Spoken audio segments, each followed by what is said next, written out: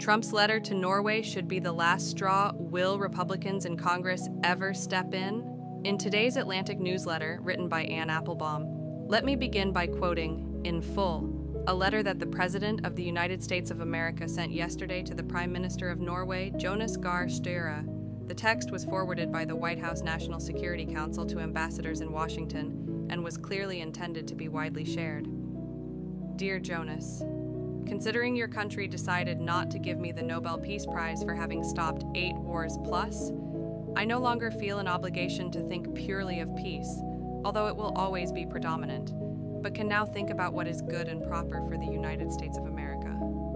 Denmark cannot protect that land from Russia or China, and why do they have a right of ownership anyway? There are no written documents, it's only a boat that landed there hundreds of years ago, but we had boats landing there also. I have done more for NATO than any person since its founding, and now NATO should do something for the United States. The world is not secure unless we have complete and total control of Greenland. Thank you. President DJT1 could observe many things about this document. One is the childish grammar, including the strange capitalizations, complete and total control. Another is the loose grasp of history. Donald Trump did not end 8 wars. Greenland has been Danish territory for centuries. Its residents are Danish citizens who vote in Danish elections. There are many written documents establishing Danish sovereignty in Greenland, including some signed by the United States. In his second term, Trump has done nothing for NATO, an organization that the U.S. created and theoretically leads, and that has only ever been used in defense of American interests. If the European members of NATO have begun spending more on their own defense, budgets to which the U.S. never contributed, that's because of the threat they feel from Russia. Yet what matters isn't the specific phrases, but the overall message. Donald Trump now genuinely lives in a different reality, one in which neither grammar nor history nor the normal rules of human interaction now affect him. Also, he really is maniacally, unhealthily obsessive about the Nobel Prize. The Norwegian Nobel Committee, not the Norwegian government, and certainly not the Danish government, determines the winner of that prize. Yet Trump now not only blames Norway for failing to give it to him, but is using it as a justification for an invasion of Greenland.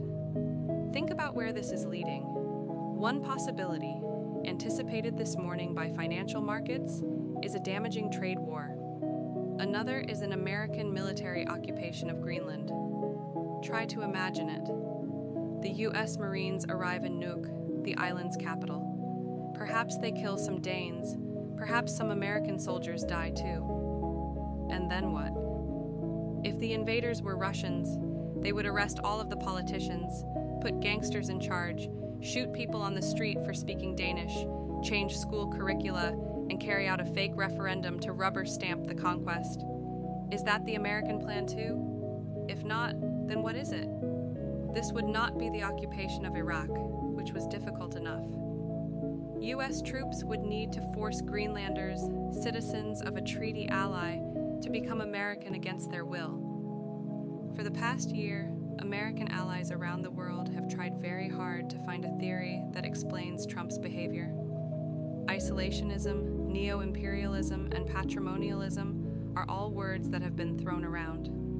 But in the end, the president himself defeats all attempts to describe a Trump doctrine. He is locked into a world of his own, determined to win every encounter, whether in an imaginary competition for the Nobel Peace Prize or a protest from the mother of small children objecting to his masked, armed paramilitary in Minneapolis.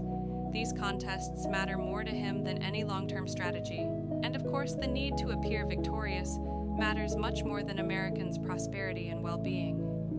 The people around Trump could find ways to stop him, as some did in his first term, but they seem too corrupt or too power-hungry to try.